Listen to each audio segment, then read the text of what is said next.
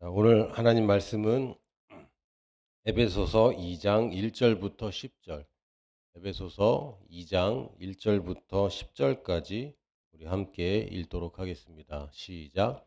그는 허물과 죄로 죽었던 너희를 살리셨도다. 그때 너희는 그 가운데서 행하여 이 세상 풍조를 따르고 공중의 권세 잡은 자를 따랐으니 곧 지금 불순종의 아들들 가운데서 역사하는 영이라. 전에는 우리도 다 그 가운데서 우리 육체의 욕심을 따라 지내며 육체와 마음에 원하는 것을 하여 다른 이들과 같이 본질상 진노의 자녀이었더니 긍휼이 풍성하신 하나님이 우리를 사랑하신 그 큰 사랑을 인하여 허물로 죽은 우리를 그리스도와 함께 살리셨고 너희는 은혜로 구원을 받은 것이라. 또 함께 일으키사 그리스도 예수 안에서 함께 하늘에 앉히시니 이는 그리스도 예수 안에서 우리에게 자비하심으로써 그 은혜의 지극히 풍성함을 오는 여러 세대에 나타내려 하심이라. 너희는 그 은혜에 의하여 믿음으로 말미암아 구원을 받았으니 이것은 너희에게서 난 것이 아니요 하나님의 선물이라. 행위에서 난 것이 아니니 이는 누구든지 자랑하지 못하게 함이라. 우리는 그가 만드신 바라 그리스도 예수 안에서 선한 일을 위하여 지으심을 받은 자니 이 일은 하나님이 전에 예비하사 우리로 그 가운데서 행하게 하려 하심이니라. 아멘. 다시 한번 제가 성경 말씀을 한 번 더 읽어 드리도록 하겠습니다. 이게 성경이 그냥 막 따라 읽으면 뭘 읽었는지 기억도 잘 안 날 때가 있더라고요. 특히 좀 길면 그럴 때가 있어서 제가 1 절부터 다시 한번 읽어 드리도록 하겠습니다. 그는 예수님 말씀하시는 거죠. 허물과 죄로 죽었던 너희를 살리셨도다. 과거형입니다. 살리셨습니다. 우리는 허물과 죄로 이미 죽어 있었는데 다시 살리셨습니다. 그때 너희는 그 가운데서 행하여 이 세상 풍조를 따르고 허물과 죄 가운데서 행하던 우리들은 이 세상의 그런 흐름들을 따라 살았습니다. 그리고 그냥 우리가 죄 가운데 있던 것이 아니라 공중의 권세 잡은 자를 따라서 살았습니다. 다시 말하면 지금 불순종의 아들들 가운데 역사하는 영입니다. 지금도 불순종의 아들들이 존재하는데 우리가 원래 그런 사람들이었고 그들 가운데 역사하는 영을 따라서 살았습니다. 전에는 우리도 다 그 가운데서 우리의 육체의 욕심을 따라 지내며 육체와 마음에 원하는 것을 하여 다른 이들과 같이 본질상 진노의 자녀이었더니 하나님이 진노를 원하시는 것은 아니지만 우리가 죄와 허물 가운데 살고 공중권세 잡은 자를 따라 살고 육체와 우리 마음대로 살 때에는 당연히 이 진노의 자녀라는 카테고리 안으로 우리가 그냥 들어가는 겁니다. 하나님이 진노를 사람마다 하는 게 아니라 하나님이 진노의 자녀들이 존재하는 그것을 인정하시죠. 왜냐하면 마지막 심판 때까지는 그들에게도 자유가 있습니다. 단지 그때까지 이런 그 말세의 마지막 때에 이런 불합리하고 불공정해 보이고 억울해 보이는 일들이 여전히 계속될 것입니다. 그러나 4절 긍휼이 풍성하신 하나님이 우리를 사랑하신 그 큰 사랑을 인하여 허물로 죽은 우리를 그리스도와 함께 살리셨고 그리스도를 살리고 나중에 우리를 살린 게 아니라 시간의 개념과 공간의 개념이 전혀 한계로 가지고 계시지 않는 하나님은 이미 예수님이 살아나실 때 부활하실 때 우리도 함께 살리셨습니다. 그러면서 가로 열고 너희는 은혜로 구원을 받은 것이라. 성경에 괄호가 그렇게 많지 않은데 여기서 괄호가 있습니다.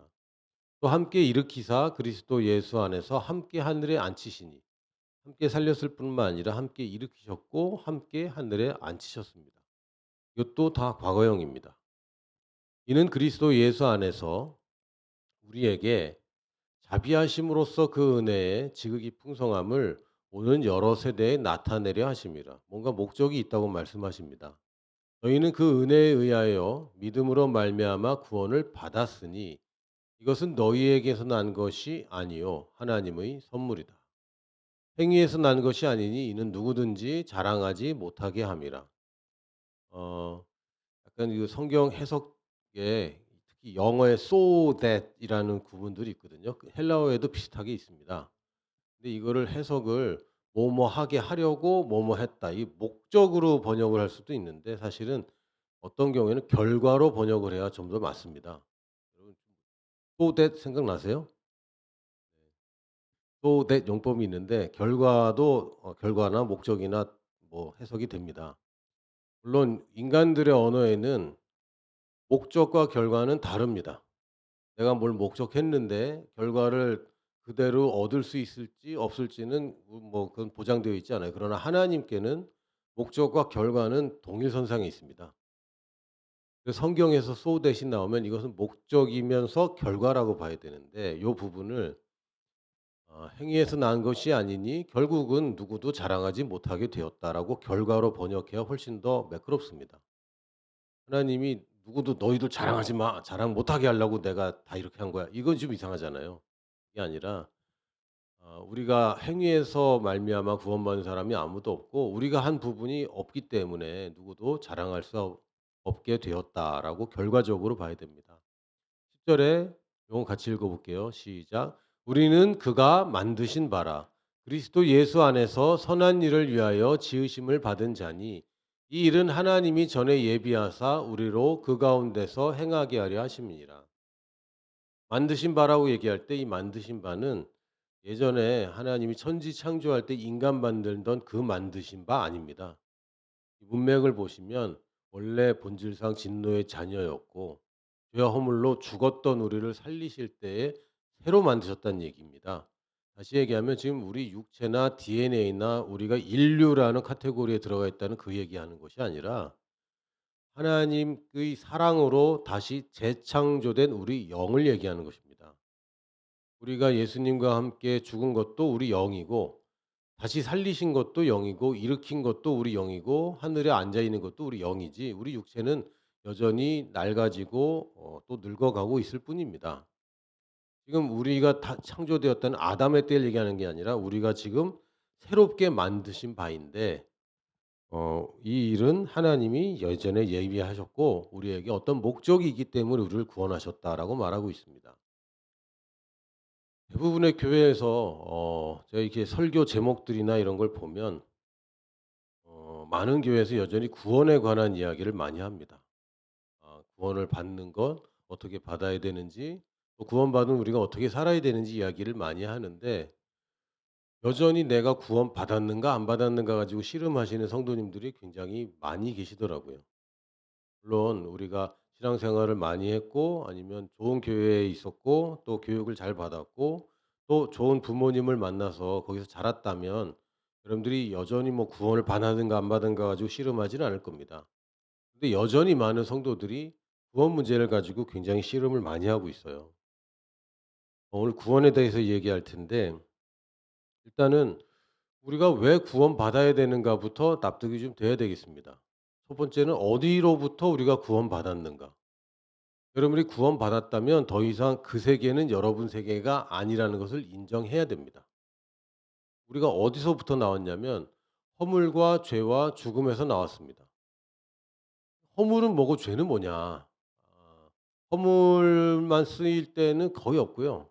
그 죄와 허물 뭐 죄와 또는 우리의 연약함 뭐 이렇게 쓰이기도 하는데 죄는 일단 그 굉장히 포괄적인 언어입니다. 근데 죄와 허물 이렇게 얘기하면 죄는 약간 법적인 용어로 쓰이고 허물은 우리가 안 그러려고 하는데 그냥 그렇게 되는 것들이 있잖아요. 뭐 의도하지 않았지만 우리의 연약함 때문에 우리의 태생 때문에 자꾸 짓는 그런 것들, 나쁜 것들 이거를 이제 trespass라고 영어로는 번역을 했고 이거는 두 개로 같이 쓸 때는 약간 구별하는 건데 사실상 그냥 다른 데서는 죄 하나로 그냥 묻기도 합니다. 그리고 죽음, 그 결과인 죽음에서 우리는 구원받았습니다. 맞습니까? 이제는 여러분이 죄와 법적인 죄와 또 허물과 죽음에서 구원을 받았다고 얘기합니다. 여전히 여러분은 이런 사람이라고 생각해서는 안 됩니다. 왜냐하면 이게 문제이기 때문에 구원을 받은 건데 구원을 받았는데 여전히 그 문제야. 그럼 구원받은 게 아니죠. 근데 내 생각에는 아직도 내가 죄가 좀 죄를 짓고 있는 것 같고 여전히 허물이 있는 것 같은데. 그러나 여러분의 본성인 영에 집중을 해야 됩니다. 나의 육체에 집중하고 나의 생각에 집중하는 것이 아니라 나의 영과 거듭난 영과 거듭난 영이 생각하고 말하고 행동하게 하는 그 말씀에 집중하는 것입니다. 그래서 말씀에는 내가 죄와 허물로 죽을 사람이 나는 구원받았다고 얘기하면 더 이상 여러분 죄 얘기하고 허물 얘기하고 죽음 얘기할 필요가 없습니다. 이거 여러분이 구원받은 것입니다. 왕년에 라떼는 말이야 이거 얘기할 필요 없습니다. 왜요? 그거 지나갔습니다. 우리 지금 이 네 가지는 지나간 얘기하는 겁니다. 또 오늘 에베소서 2 장에서 보니까 세상 풍조를 따랐고 공중 권세를 잡은 자를 따르며 그 밑에 있었습니다. 그러나 우리가 구원받았다는 것은 이제는 세상 풍조에 우리가 휩쓸리는 사람이 아닙니다. 이 세상의 이 가파른 변화와 위험에 우리가 적응하고 생존하려고 애쓰는 사람이 아닙니다. 세상에서 좋다고 하는 것들을 우리도 '아 맞아. 그게 좋아.'라고 얘기할 필요가 없는 사람이 되었습니다. 우리는 이 시대를 본받지 않습니다. 우리는 넓은 길로 가지 않습니다. 성경에 있는 많은 비유들이 지금 굉장히 잘못 쓰이는 것들이 많이 있습니다. 예를 들면 거듭남에 대해서도 어떤 경우에는 세상적으로 뭐 가수 아이돌 가수 누구누구 참다운 연기자로 거듭나 이런 표현 쓰는데 거듭나는 거 아니에요 그거는. 그냥 많이 바꿨다는 얘기지. 그리고 거듭난 크리스찬 그러면 구원받고 나서 또 제대로 헌신한 크리스찬을 거듭난 크리스찬이라고 부르는데 크리스찬은 다 거듭난 사람입니다. 거듭나지 않은 사람은 크리스찬이라고 부르면 안 돼요. 그 거듭난 크리스찬은 살고 있는 사람 뭐 좀 중복적인 의미가 있습니다. 그래서 거듭나야 크리스찬인 거예요. 근데 무슨 얘기인지는 압니다. 그냥 예수 믿고 구원받은 정도가 아니라 인제 '주님을 위해 살기로 작정했다.' 이래야 인제 거듭난 크리스찬이라고 부르는데 이것도 잘못 쓰이는 예 중에 하나입니다. 거듭난 것은 새롭게 태어났다는 얘기고 우리에게 이제는 예전 아버지 본성이란 다 말끔히 제거되었고 새 아버지의 본성만 내 영 가운데 가지고 있다라고 얘기해야 맞습니다. 그리고 그렇게 여기는 사람이 그런 삶을 살게 됩니다. 또 하나는 좁은 길에 관한 오해입니다. 좁은 길 하면 고생길하고 동의어로 쓰이고 있는 거죠. 그래서 예수님이 말씀하실 때는 고생이라는 단어는 들어가 있지도 않습니다. 단지 "너희들은 사람들이 가는 대로 갔다간 큰일 나. 그게 멸망의 길이야. 그 길은 넓어. 그 길은 사람들이 많이 다녀. 그런데 좁은 길은 문도 작고 사람이 적다." 사람이 적다는 이야기고 많은 사람들이 이 길을 가지 않는다는 이야기인데 이거는 지금 비즈니스 세상에서도 굉장히 적용되고 뭐 다 알고 있는 얘기입니다. "레드 오션 가지 말고 블루 오션을 찾아가야 돼." 이거 굉장히 상식적인 얘기예요. 주님께서는 "고생하는 대로 가고 네가 가면 고생 많이 할 거야." 이 얘기가 아니라 "사람들 많이 가는 대로 그냥 우르르 따라가겠다가는 망한다. 말씀을 따라가고 진리를 따라가는데 그걸 찾는 사람은 적다. 이 세상에는 적다."라고 얘기한 것인데 마치 그것이 고생길인 것처럼 아닙니다. 세상의 풍조를 따라가지 않으면 우리는 당연하게 '핍박을 받는다. 억울한 따돌림을 당한다.' 이렇게 생각하는데요. 어차피 여러분이 뭐 특별히 연예인이 아니고서는 혹시 여러분 지금 그 악성 댓글에 시달리는 분 계세요? 세상에서 여러분들을 공격하는 사람들이 있습니까? 거의 없으실 거예요. 저는 뭐 가끔 공격받는데 예전에 올렸던 설교에 댓글이 굉장히 많이 달리는 게 있어요. 방언기도에 관한 얘기입니다. 조회수도 높고 댓글도 많은데 하여튼 뭐 그 아주 자기 사명으로 알고 "방언은 잘못됐다."라고 그렇게 댓글 다는 분이 계세요. 사명인 것 같습니다. 근데 뭐 특별히 제가 공격당한다는 느낌도 안 들어요. 대부분의 우리들은 세상의 풍조 안 따라간다고 하더라도 여러분 괜찮습니다. 크게 잘못되지 않습니다. 아무 문제 없어요 사실은. 왜요? 세상의 풍조를 따라가지 않는 우리들의 코이노니아 교제가 있기 때문에 어차피 여러분들이 일 주일 동안 만나는 사람들 100 명, 1000명 되지 않습니다. 여러분이 정말 마음을 나누고 이야기하는 사람들 소수의 사람들이 여러분의 친구이고 여러분의 교제권입니다. 세상의 풍조를 따라가지 않는 우리들끼리 대화가 되고 우리들끼리도 충분히 행복하게 교우 관계를 할 수 있고 그리고 사회생활에 아무 문제가 없습니다. 그리고 이따가 얘기하겠지만 그것을 압도하는 권력의 우리에게 있기 때문에 그 별로 문제되지 않습니다. 공중의 권세, 사탄, 뭐 영적 전쟁, 귀신 뭐 이상한 일들 그런 거 여러분 이미 벗어난 지 오래입니다. 그러나 왜 영향력 아래에 있냐면 여전히 그렇게 믿고 있기 때문에 내가 믿는 대로 되고 있는 것이고 내 주면 거기서 우리에게 갖고 놀 수 있습니다. 그러나 이것은 우리가 이미 구원받은 영역입니다. 더 이상 내가 이 밑에 있는 것이 아닙니다. 불순종도 이제는 내 것이 아닙니다. 저는 순종을 잘 못해서요." 그렇게 얘기하지 마세요. 여러분 잘 순종 잘하는 사람입니다. 자기가 곤란해서 그렇지 자기가 순종하고 싶은 건 엄청 순종하잖아요. 가끔 보면은 막 24 시간 철야를 그렇게 쉽게 하는 청년들이 많이 있잖아요. PC방에서 하죠. 열심히 게임하고 아무것도 주지 않는데. 뭐 주긴 주더라고요. 뭐 코인을 주기도 하고 뭐 레벨업을 시켜 주기도 하고. 그러나 현실 세계에서는 거의 의미 없지 않습니까? 물론 이걸 뭐 현물화하기도 해 뭐 그렇게 하기도 하는데 우리가 불순종에 '나는 불순종하는 사람 왜 이렇게 순종이 안 되지?' 이렇게 얘기하는 거 잘못된 얘기입니다. 여러분들이 그 가치를 발견하면 이건 순종 불순종의 얘기가 아니에요. 더 좋은 것을 택하는 것입니다. 그리고 육체의 욕심을 따라 살았는데 이제는 우리 그런 사람 아니라고 얘기해야 됩니다. 왜요? 거기서 이미 구원받았기 때문에. 이것은 옛날 얘기를 하는 것이고 이제는 우리 이런 사람 아닙니다. 가끔은 우리가 도덕적으로 윤리적으로 또는 율법적으로 종교적으로 거짓된 겸손을 말하면서 예수님을 모욕할 수도 있습니다. 예수님이 이룬 완전한 구원을 우리가 완전하지 않다고 얘기해서는 안 됩니다. 이건 모욕적인 일이에요. 예수님이 죽으시면 우리가 예수님 죽인 건 아니지만 예수님을 헛되이 죽은 분으로 만들 수 있습니다. 물론 우리가 예수님을 믿고 구원받았다 하지만 부분적인 구원을 우리가 받아들인다면 그거는 하나님이 기뻐하시는 거 절대 아닙니다. 그건 겸손이 아닙니다. 겸손은 내가 생각하는 것과 상관없이 하나님의 말씀이 "여기서 넌 벗어났다." 그러면 벗어났다고 얘기해야 되는 것이고 사람들이 그걸 가지고 "너는 뭐 이렇게 잘난 척하고 왜 그렇게 교만하냐."라고 얘기할지라도 하나님이 그렇게 얘기하셨으니까 난 그렇게 얘기한다고 얘기하는 게 진짜 하나님 앞에 겸손이지 세상의 풍조는 뭐 제가 못났어요." 이럴 수 있어요. 그러나 하나님 들으시는 이곳에서 언제든지 하나님 들으시잖아요. 그때 우리가 올바른 얘기를 해야 됩니다. "나는 불순종에서 벗어난 사람이야. 이 땅에서 누군가가 최후로 마지막까지 순종을 하야 한다면 그게 나야."라고 생각하십시오. 여러분 말씀이 뭐라고 얘기하든 '나는 순종하는 사람이야.'라고 여겨야지 '나 이렇게 순종을 못할까?' 왜 못하냐고요? 못한다고 여기니까 못하죠. 아닙니다. 여러분 할 수 있습니다.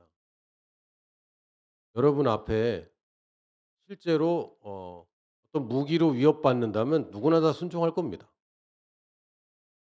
그렇죠. 왜? 강력한 힘이 있기 때문에. 혹은 여러분이 누군가 정말 좋아하는 사람이 얘기할 때 여러분 순종할 겁니다. 또는 이 일에 내가 순종하지 않으면 큰 귀찮음이 있을 때도 여러분 순종할 겁니다. 다 그렇게 순종합니다. 왜 안 합니까? 하나님의 말씀에 가치를 안 두는 것뿐입니다. 육체의 욕심 여러분이 정말 먹을 게 없다면 안 먹을 수 있어요. 먹을 게 없는데. 혹은 먹으면 큰일 난다고 생각하면 여러분이 조절할 수 있습니다. 제가 왜 먹는 얘기 자주 하는지 아시죠? 육체의 욕심이 있든지 없든지 상관없이 "난 거기 밑에 있는 사람 아닙니다. 난 육체의 욕심이 전혀 없어." 이러면 거짓말이겠죠. 그러나 "육체의 욕심이 나랑 전혀 없게 되었어. 난 거기서 이미 구원받았어." 요렇게 얘기해야 맞습니다. "나는 이거 잘 안 돼요." 그렇게 얘기하지 마세요. 지금 과정 중에 있을 뿐이지 여러분은 성공하고 승리하도록 재창조되었습니다. 저주와 심판도 더 이상 우리 것이 아닙니다.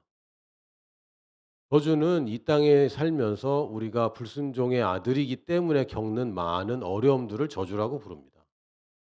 심판은 그런 삶을 산 결과로 하나님 앞에 심판을 받는 것입니다. 예수님이 우리 모든 인류를 대신해서 심판을 받으신 이후에는 심판이 없습니다. 하나님이 지금도 한 사람 한 사람 심판한다면 예수님이 그 사람의 심판은 안 지고 돌아가셨네요. 그렇게 얘기하면 안 됩니다.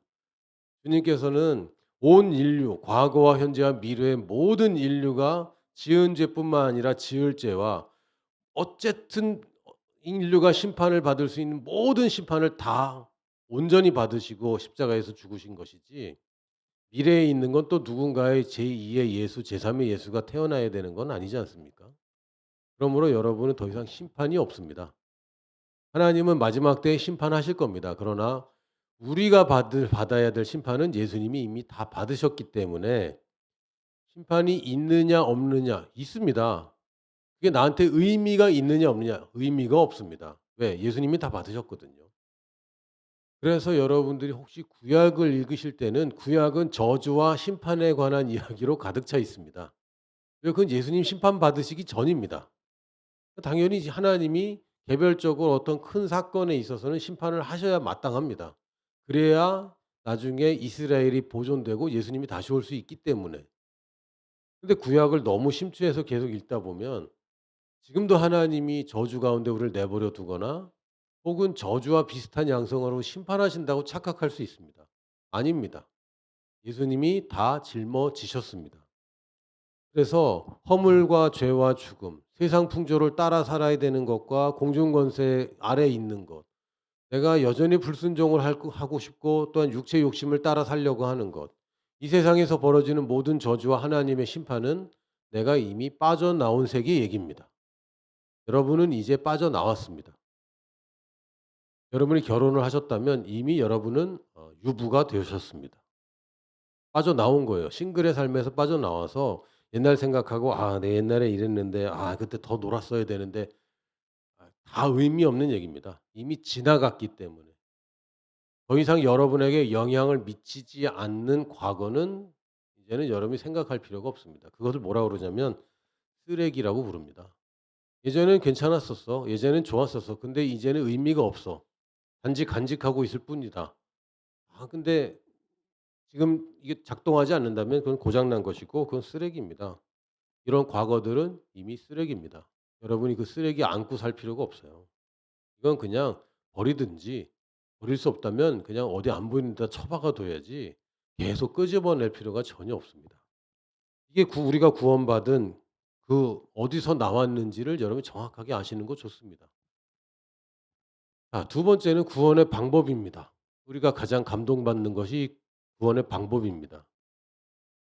하나님은 굉장히 지혜롭기 때문에 어떤 여러 가지 구원의 방법들을 고려할 수도 있을 것 같습니다. 그런데 하나님이 선택하신 최고의 구원의 방법은 우리랑 상관없이 구원하는 것이었어요. 구원의 근거라는 것은 하나님의 긍휼과 사랑입니다. 우리는 구원에 기여한 게 하나도 없어요. 하나도 없어요. 하나님의 긍휼과 사랑만이 오직 구원의 근거입니다. 그렇기 때문에 이것을 우리가 은혜로 받았다고 하는 것이고요. 단지 이 공짜로 값없이 주는 선물을 우리가 받으려면 믿음이라는 걸로 받는 수밖에 없는 겁니다. 하나님이 이 사람들이 구원을 원하셨고 모든 사람의 구원을 원하셨고 그렇다면 어렵게 만들어야 될까요? 쉽게 만들어야 될까요? 나는 너희들이 다 좋은 대학 갔으면 좋겠어. 근데 99점 맞아도 못 가." 이렇게 만들어 버리면 이거는 거짓말한 거죠. 하나님이 모든 인류가 구원받기를 원하시고 모든 온 인류를 사랑해서 그 아들을 버리셨는데 그런데 또 구원의 계단을 또 높여 놔. 그거는 앞뒤 안 맞는 얘기입니다. 구원은 굉장히 쉽습니다. 다시 얘기하면 근데 안 믿어지는데 어떡해요? 요 착각하고 있는 겁니다. 하나님이 믿음은 쉽게 만드셨습니다. 어렵게 만드신 게 아닙니다. 대단한 누군가만 믿도록 지금 구약 얘기하는 거예요. 구약에 거듭나지 못한 사람들 얘기하는 겁니다. 성령님이 모든 사람에게 계시지 않고 성령님이 역사할 수 없던 대제사장 시절 얘기하는 겁니다. 아닙니다. 그런 식으로는 구원받을 수가 없습니다. 예수님 오는 길은 정말 힘들었습니다. 아슬아슬했고 사탄은 늘 예수님 죽이려고 했습니다. 그리스도 오는 길을 다 망가뜨리려고 했습니다. 아슬아슬한 길을 그리스도께서 이루셨고 지금도 하나님이 아슬아슬하게 일하신다고 믿으세요? 아닙니다. 하나님은 교회를 통해서 이 땅에 일하시는데 교회의 부족함이나 우리의 잘못으로 아슬아슬하게 보인 적도 있습니다. 그러나 하나님께서는 우리의 믿음을 요구하실 때 얘는 될 수도 있고 안 될 수도 있는 그런 어려운 믿음 요구하시는 게 아니라 하나님은 정확하게 우리가 할 수 있는 믿음을 요구하시고 우리는 그 믿음을 발휘하는 것을 자연스럽게 받아들여야 됩니다. 믿음을 발휘하는 것은 어렵다고 생각하지 마십시오. 믿어지면 믿는 거 아닙니까? 별거 아닙니다. 그래서 많은 사람들이 자꾸 이해와 나의 그 가치관과 자꾸 충돌된다고 여겨서 믿는 것을 어려워하는데 믿는 것은 그냥 덮어 놓고 믿는 것입니다. 그리고 절대로 손해 보지 않습니다. 그래서 하나님이 이 좋은 일을 하셨다는 것을 내가 이 좋은 거라면 내가 믿어 볼 만하다 정도로 믿어도 구원받는 겁니다. 그래서 구원받는 믿음은 굉장히 쉽고 어느 정도냐?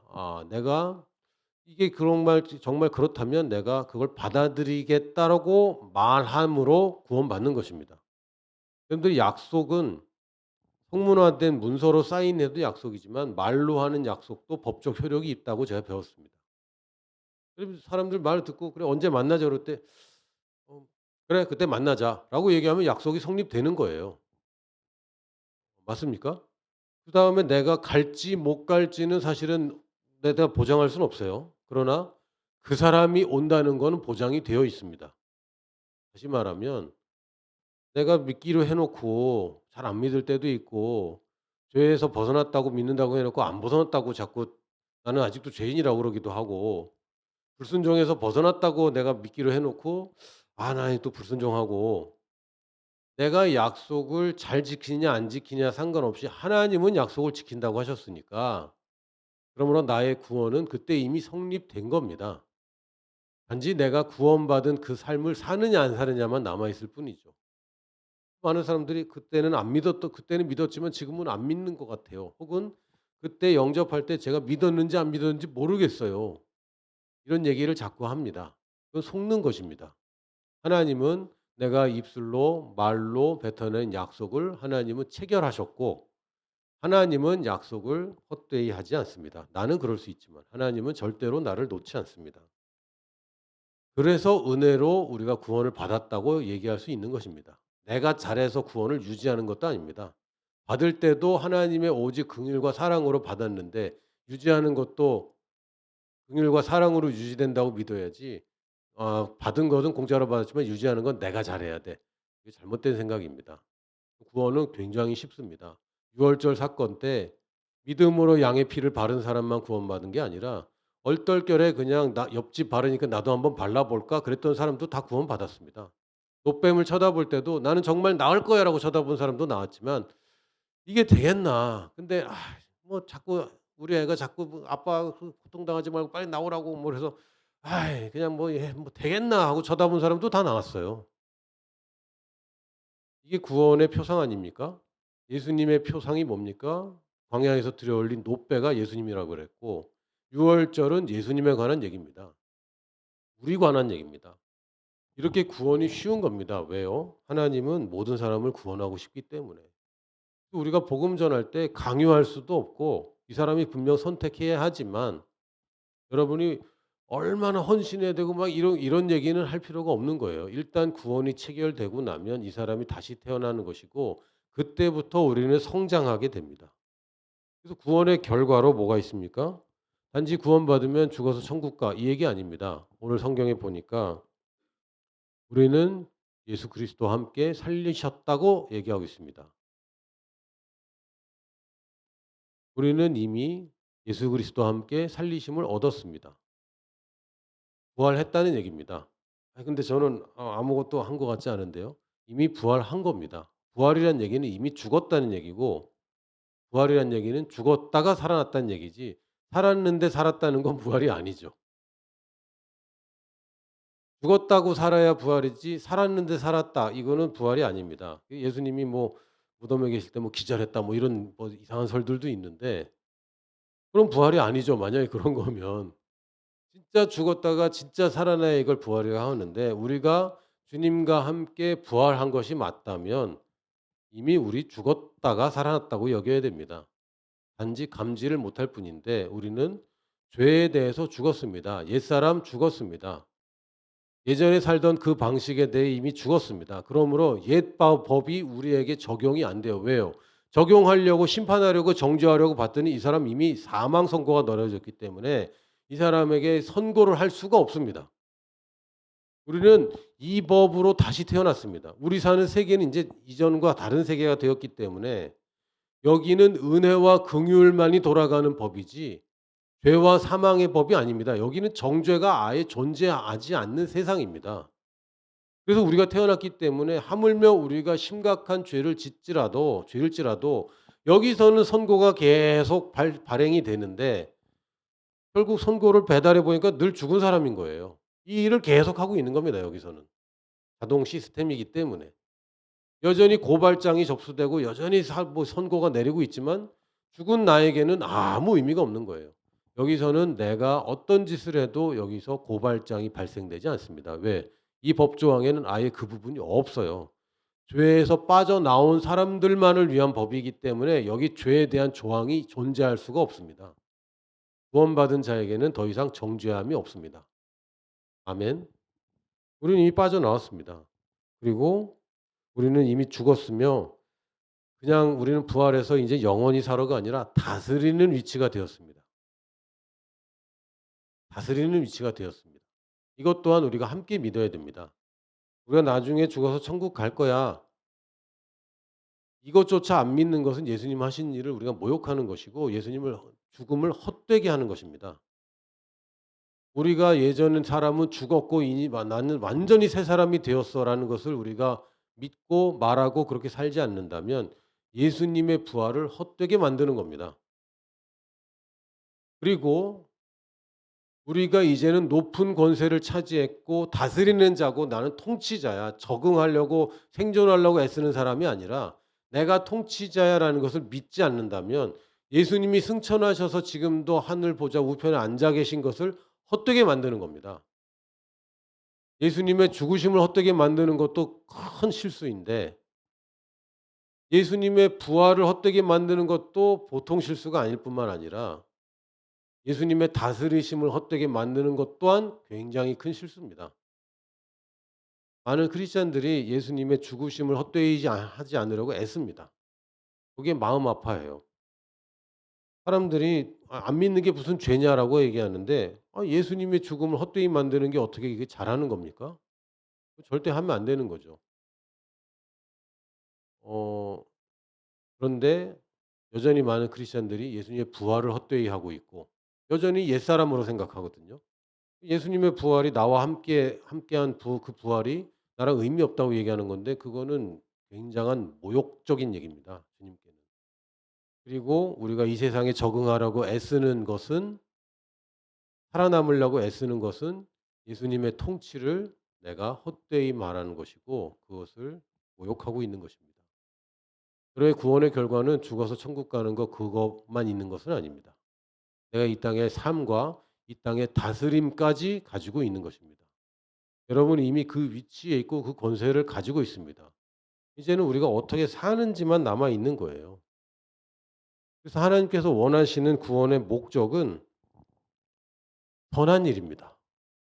하나님의 뜻이 선한 뜻과 기뻐하시는 뜻과 온전한 뜻을 얘기하시는데 일단 선한 것이 우리의 목적입니다. 내가 이 땅에 살면서 점점 더 악해진다. 이상하잖아요. 여러분이 구원받는 것은 그냥 단지 나의 구원만이 목적이 아닙니다. 여러분이 선한 인생을 사는 것이 하나님의 목적입니다. 선한 일이라는 게 도대체 뭡니까?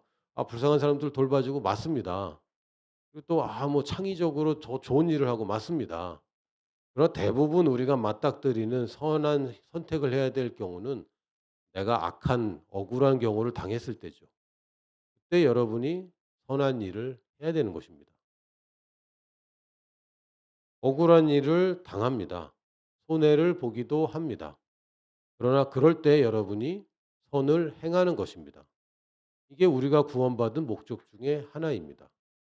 악을 선으로 이기는 것. 이게 우리 구원의 목적 중에 하나입니다. 그것만 있는 건 아닙니다. 그러나 우리가 이 악한 세상에 남들과 똑같은 방식으로 세상 풍조를 따라 사는 것은 우리의 구원의 목적이 아닙니다. 그건 우리 구원이 빠져나온 곳을 얘기하는 것이지 그거 하라고 우리 구원받은 거 아닙니다. 우리가 이 땅에 여전히 살고 있는 것은 천국 가지 않고 여전히 이 땅에 살고 있는 것은 목적이 분명히 있을 것이고 부활한 목적이 있고 하늘 보좌 우편에 함께 안침받은 목적이 있는데 다스리는 위치에 산다고만 여기셔도 여러분이 선한 일을 하게 되어 있습니다. 왜? 사람들은 나를 우러러보고 존경하고 나에게 권위를 주지 않지만 나 스스로는 내가 책임자이기 때문에 다스리는 위치라는 것은 내 책임이란 얘기입니다. 그러므로 나는 남이 시키지 않아도 나는 선한 일을 하게 되어 있는데 하나님께서는 이 선한 일을 예비하셨다고 하셨습니다. 내 앞에 있는 각각의 선한 일을 예비하신 게 아니라 나를 선한 일로 하도록 재창조되었다는 얘기입니다. 여러분의 삶은 선한 일을 해야 잘 작동하도록 되어 있습니다. 아멘. 그래서 구원받으려고 착한 일하고 하나님의 상 받으려고 착한 일 하는 거 아닙니다. 내 인생은 선한 일을 하도록 재창조되었기 때문에 그걸 해야 내가 기뻐요. 그걸 해야 내가 만족하고 그걸 해야 잘 됩니다. 여러분 그런 사람입니다. 부활한 나는 보좌 우편에 함께 앉은 나는 선한 일을 해야 제대로 내가 작동됩니다. 되고 내 인생의 목적을 이룰 수 있습니다. 그리고 그냥 단지 내가 선한 일을 할 뿐만 아니라 또 있어요. 풍성한 은혜를 여러 세대 그리고 이 세대라고 번역하기도 하는 이 단어 아이온은 세계라는 뜻도 있습니다. 게임 이름 중에 또 아이온이라는 게 있더라고요. 세계란 얘기입니다. 단지 시대적인 것을 반영한 세계, 이 세계, 지금 이 세계를 얘기하는데 풍성한 은혜를 여러 세대 혹은 여러 세계에 나타내는 것이 하나님께서 우리를 구원하신 목적입니다. 그래서 뭐 하라고요? 그래서 그 사람들 더 구원 또 구원하라고. 선한 일을 해서 악을 선으로 갚으면 악한 자들 대부분은 나를 호구로 보겠지만 그중에 어떤 사람은 나를 닮고 싶어 합니다. 그럼 내 제자가 되는 거예요. 뭐 여러분 해 보시면 알게 됩니다. 또 내가 받은 풍성한 은혜를 자랑하면 또 나처럼 되고 싶은 사람이 있어요. 두 가지입니다. 내가 선을 행하거나 아니면 나의 풍성함을 드러낼 때에 근데 이게 같이 연결돼 있죠. 나의 풍성함을 드러내야 선이 나오는 거죠. 뭐 지갑이 좀 두꺼워야 이게 좀 넉넉해지는 거 아닙니까? 그래서 어느 한쪽만 생각해서 비참하고 부끄럽고 뭐 불쌍하고 가난한데도 선을 행한다. 이런 존경받는 분들이 있습니다. 대다수는 이분을 좋아하지만 이분처럼 살고 싶어 하지 않아요. 소수의 사람들 아주 극소수의 사람만 이분을 따라 삽니다. 근데 한편으로는 그리스도인 중에 부자가 된 그리스도인 보면 다 그 사람처럼 살고 싶어 하는 거죠. 그러나 또 그 사람처럼 살지 못합니다. 왜요? 너무 한쪽으로만 치우쳐져 있는 것 같아요. 물론 부르심이 그렇다면 저는 할 말은 없습니다. 그러나 일반적으로 균형이 있어야 되는데 여러분들이 힘을 다해 착한 일을 하십시오. 좋은 일을 하십시오. 착하다는 건 그냥 윤리적으로 착한 뿐만 아니라 그냥 좋은 일들을 많이 하십시오.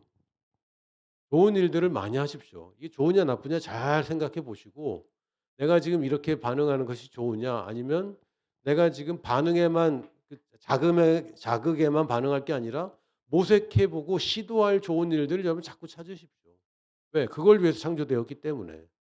그러나 또 한 가지는 그가 가난케 되심만 인정하지 마시고 그가 부요한 자로서 우리를 위하여 가난케 되심은 우리로 하여금 부요케 하려 하심이라. 이걸 기억하셔야 됩니다. 예수님이 가난케 된 이유가 있습니다. 예수님이 가난케 된 건 우리 부요하라고 가난케 된 것인데 이건 잊어버리고 그 높으신 분이 낮아지셨어. 이것만 얘기해서는 안 돼요. 성육신을 얘기할 때는 예수님이 낮아지셨어. 여기서 끝내면 안 됩니다. 그래서 나를 높이시려고. 이거를 기억해야 됩니다. 그리고 내가 억울하지만 내가 가질 수 있지만 안 갖고 낮아지는 이유는 그들을 높이기 위해서지 낮아져서 낮은 자에게 임했다. 그걸로 끝이다. 아닙니다. 그렇게 하는 게 아니잖아요. 성경의 원리가. 예수님의 낮아지심은 우리를 부요케 하려 하심이고 부요한 우리가 또 이 부요함을 잘 사용해서 낮아지게 되는 것은 이 사람들도 나와 같은 위치가 돼서 이 사람은 여기 낮은 데서만 사는 게 아니라 이제는 여기서부터 여기까지 부함에도 처할 줄 알고 비천함에도 처할 줄 아는 사도 바울 같은 삶을 살도록 우리가 도와주는 겁니다. 우리가 먼저 그렇게 살고 그리고 이들도 여기서만 멈들던 이들도 이제는 부할 수도 있는 사람으로 만들어 주는 것입니다. 이게 우리가 이 땅에 사는 목적입니다. 그래서 여러 세대에게 나타내는 것을 우리는 이제 다 뭐 다음 세대 뭐 사역 뭐 이렇게 얘기하기도 하고요. 제자를 키운다 이렇게 보기도 합니다. 여러 세계에 나타내는 것을 우리는 선교라고 부릅니다. 이게 우리가 구원받은 목적입니다. 근데 그냥 다시 그냥 한마디로 얘기한다면 약간의 말장난인데요. 말씀이 말삼이 되게 하는 겁니다. 우리가 말씀 생각하면 말삼 이렇게 여러분이 반응하시면 됩니다. 말씀을 우리가 듣고 배우고 우리에게 은혜가 됐다면 그것은 나의 말이 돼야 됩니다. 그리고 나의 삶이 돼야 됩니다. 그 두 가지를 꼭 기억하십시오. 하나님이 말씀했는데 내 말이 변하지 않았다면 여러분이 그것을 믿은 것이 아닙니다. 하나님 말씀을 들었는데도 내가 여전히 다른 말을 하고 있다면 여러분은 아직 믿음으로 사는 것이 아닙니다. 하나님의 말씀을 믿었는데 삶이 변하지 않는다면 여러분이 선한 일을 하는 이쪽 방면이나 부유할 수 있는 이쪽 방면이나 어쨌든 간에 여러분의 삶이 바뀌지 않고 말씀과 일치되지 않는다면 여러분은 아직 말씀을 믿는 것이 아닙니다. 어쩌면 반쪽짜리입니다. 부유함, 건강 이것만 추구하는 것은 우리 아이 구원하신 목적이 아닙니다.